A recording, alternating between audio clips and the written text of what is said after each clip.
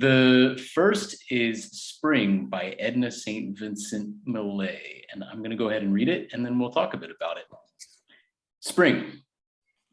To what purpose, April, do you return again? Beauty is not enough. You can no longer quiet me with the redness of little leaves opening stickily. I know what I know. The sun is hot on my neck as I observe the spikes of the crocus. The smell of the earth is good. It is apparent that there is no death, but what does that signify? Not only underground are the brains of men eaten by maggots, life in itself is nothing, an empty cup, a flight of uncarpeted stairs. It is not enough that yearly down this hill, April comes like an idiot, babbling and strewing flowers. What did everybody think of this poem? When I read the title, I really expected something very positive, because generally I think spring is like the month of rebirth and everyone is happy and just enjoys that like winter left after all, because no one expected it to. And then everyone is celebrating and it's about birds and everything. And then this kind of negative poem about spring comes along and I was kind of surprised at first. But then, I mean, I think in a way it's probably more about the internal like process of the speaker. I think that's probably why she perceives spring that way, because I mean, generally spring is a very happy like season and everyone looks at it very like positively, like in literature and everywhere. But she sees only the negative parts, and even the beautiful ones she turns into something negative, like what Mary mentioned with like the redness and leaves opening stickily. I think that's generally a very pretty image, but the words she uses are very negative. I mean, something open and stickily, that is something I would not really want to look at, I think. When he says to what purpose, it does have a negative connotation, because if something is beautiful and good, you wouldn't ask why. But if it's negative, you say why. Do you think? Because that just from that phrase, to what purpose? Like, why the hell are you here? Yeah, exactly. But if it's something beautiful and great, you wouldn't say that. You say, great to see you. So what is it exactly that she knows or is imagines she has to exchange for the fleeting beauty of spring that she thinks is not really worth trading for? What is it exactly? I like the next phrase, the sun is hot on my neck. You can't, I think it is somewhat like empiricist in the philosophy or phenomenological. The sun is hot on my neck. That you can't unknow that. It's something that's just plain there. And you can't, it does, and she's not searching where that it comes from the sun. Well, I guess she is. I'm wrong. She says it's hot on my neck. And that's sort of a perception. So it's not knowing.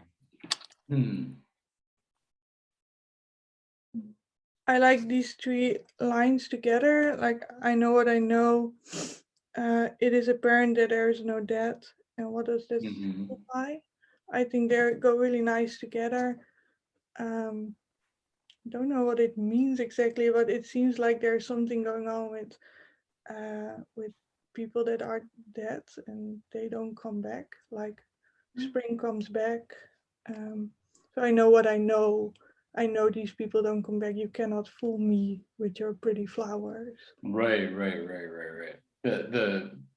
So the rebirth of the world, you know, that kind of symbolism of spring, which has obviously a basis in nature to some extent. That's it's serving as a kind of cruel reminder of the fact that actually some things go away and never come back, despite this kind of feeling of the return of the flowers blossoming and the sun beating down. But also it makes life kind of empty if we're like, if we didn't die, then. So what does it signify? It seems like she's saying like it's so empty if everything is eternal, or everything comes back, something like that. That there's a kind of yeah, there's something that's sort of superficial or foolish about that, as underscored in those last lines with where April is personified as the babbling idiot, Yeah. coming down the path or down the hill, right? She contradicts herself all the time. I think that's the point. It is apparent that there is no death, and which means that there is no end. It's a cycle that comes up again. And then she continues. Not only underground are the brains of men eaten by maggots. Isn't that an end? Something ends? An ending. And there is an ending, right? And there's no rebirth. There's no cycle. Right. Well, there's no recycle for the brains, but the heart is always there. She doesn't mention that. But the line just above that where she says the flight of uncarpeted stairs, I'm wondering why she put that in there, except you can feel the uncarpeted stairs in your bare feet if you're walking. Yeah. In kind of winter, you know.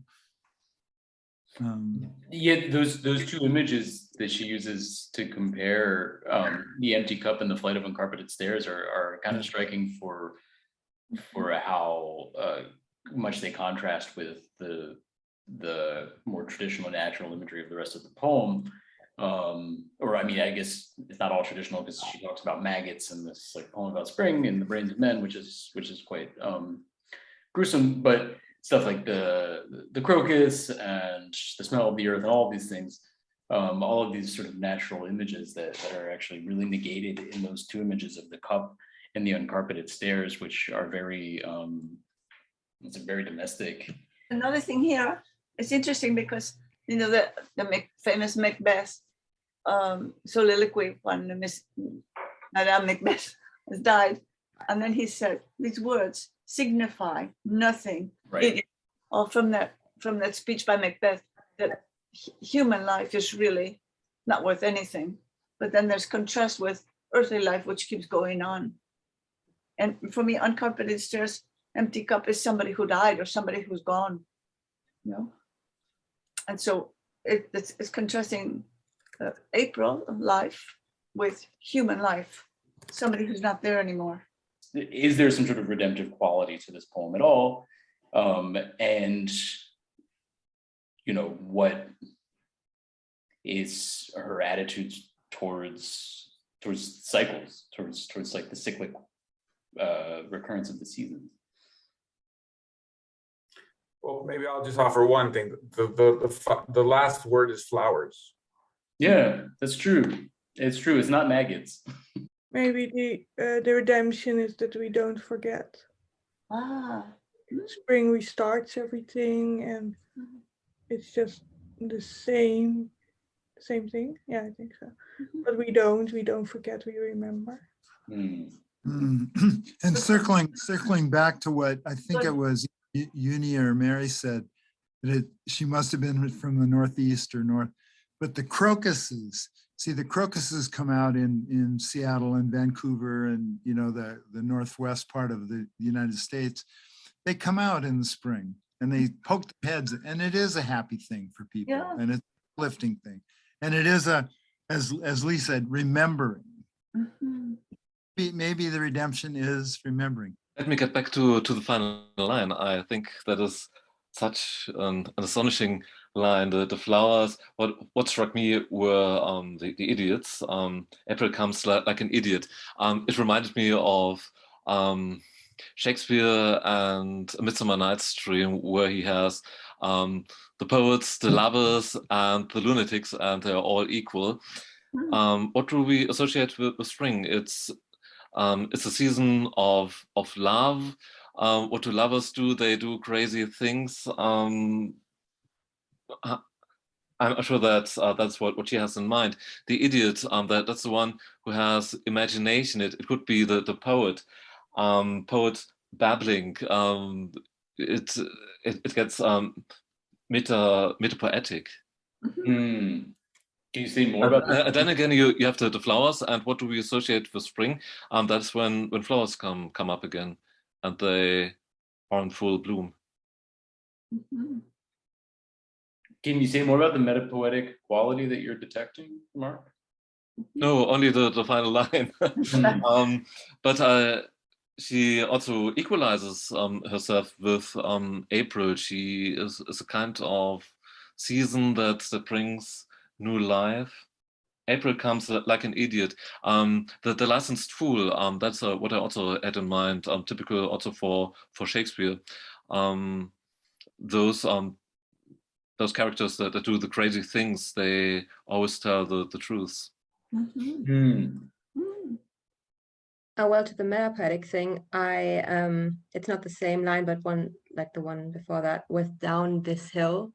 I read like that a little bit metapoetic in a way, because down this hill, at first I thought it was April. I thought the hill was April, but there's no comma behind April. So I didn't know if the hill really is April, and maybe this hill is the poem.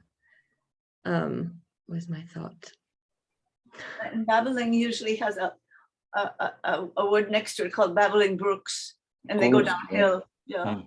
And it's kind of happy because the snow melts and the brook comes bloop, bloop, bloop, bloop down the hill. Of course, yeah. I think babbling is very much, that's very much alluding to the babbling brook.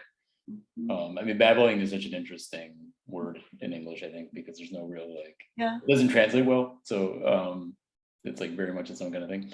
And it also, of course, like contains babble in it, like Tower of Babel. The pave, mm, the blab of the pave. Yeah. And yeah, the babble, the blab, like all these kinds of blah, blah, blah, like these sorts of words. And it's like, so it's a great fascination to all kinds of modernists writing in English, like James Joyce, for example, like who loves the idea of babbling and all the puns you can do on babbling and the onomatopoetic quality of babbling and all of these things. Like it's such an incredible literary word. Memory of April by William Carlos Williams. You say love is this, love is that. Poplar tassels, willow tendrils, the wind and the rain comb, tinkle and drip, branches drifting apart. Ha! Love has not even visited this country. So how is this compared to the Edna St. Vincent Millay poem? How did everybody, when reading these side by side, like which one do you like better? Which one do you think makes a more interesting point?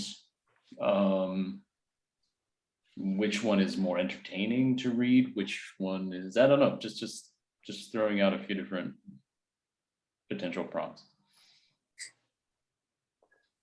Well, when I read them for the first time, I don't know which one I like best, but I thought that the spring one was more obviously about spring because it mentioned like flowers and everything. And I realized only after reading Memory of April a few times that it had kind of like these April metaphors with like opposites next to each other and these anticities. And I mean, I realized that both are about spring, but they take such a different like angle that I really, I mean, they have things in common, but I think aside from both being a little, well, very negative and kind of saying the opposite of what generally literature said about April, they are very different. Do we feel called out or called in by the William Carlos Williams poem? Do we feel more pulled into the poem or something, or the work of the poem? Do we feel kept sort of at arm's length in the Edna St. Vincent Millay poem? It's not, since it's not about us. I think it's the typical motto that it is the reader, first of all, who's addressed. It is us, the one who really reads that, mankind in general. I'm sure that everything is meant again with you. And having in mind the Vincent Millay poem, it can also be April, of course. Sure, yeah, it's the memory of April. Right? And if I had this poem isolated without knowing that there is the Millay poem, I wouldn't have thought of you as an address, as an apostrophe to April. I have to say though that because the you is so open and it could like address anyone, I do not feel personally addressed by the you in memory of April, because to me, when I read it for the first time, I thought he was kind of speaking to like society, generally, like to all people. Like you say love is this, love is that, like you have huge discussions over what love is. And then coming back to the last line, but in the end, in all your discussions, you kind of lose sight of what you're actually talking about. Because none of this in this country, like this place where this argument takes place, that's like a place where love has never even been. So I think it was kind of calling out society in that way. And I mean, of course, we are all part of society, but I did not feel personally addressed in that way, because it felt like we were looking at it like from the outside, and kind of looking at society from outside. So I did not feel like he meant me. Yeah, when I read it like a couple of times, I started to get the idea that it might be about love poems more than about like you. I kind of agree with Junia. I don't feel personally that it's about me personally, but more about like the poetry itself and like poetry about springtime, because it really says you say love is this, love is that. So I don't know. I don't know what the country would be, but but I was thinking about the first poem, like Junia's really reading about it, and I think it kind of fits in there too, because it says beauty is not enough.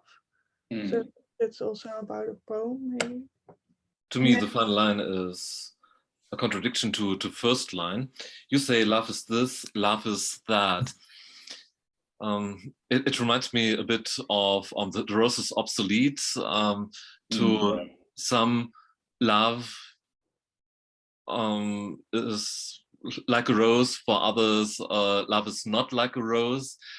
So you have these different opinions about love. So there is love. And then finally he says, but love has not even visited this country. Branches drifting apart instead of getting together, as spring would send seeds from one place to another with the wind and the rain would make them grow. Branches drifting apart, or people drifting apart, love drifting apart. I like, you asked which poem do we like the best. I kind of, the more we read the second one, I like that better, because there's more branches drifting apart. Ha! How do you pronounce the ha? H-A. That's a good question, because it's not an H-A ha, it's a ha. No, it's a ha. And what did he really mean by that, you know? And then it's like an afterthought. Love has not even visited this country, you know. And starts talking about love. Yeah. Again, you say love is this, love is that. So everybody has an idea what love is, and then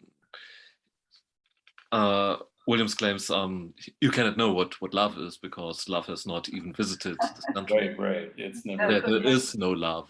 Good. How can you tell?